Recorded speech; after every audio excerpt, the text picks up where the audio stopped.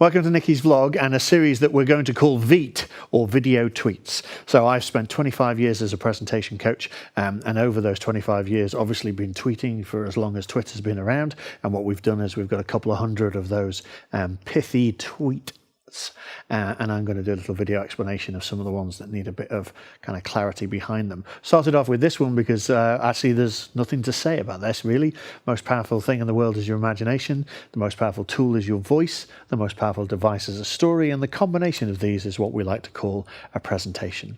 I guess my only comment is most people start a presentation without asking the most fundamental question, and the most fundamental question is, what's the purpose of the presentation? And if the purpose of the presentation is well defined, then you've got a good chance of having a good presentation. Lots of people, when they're asked to give a presentation, the first question that they ask is, when? And that's the wrong question. The question you should ask is, why? Because if you understand why you're giving a presentation, then you can write and design it so that you achieve the objectives.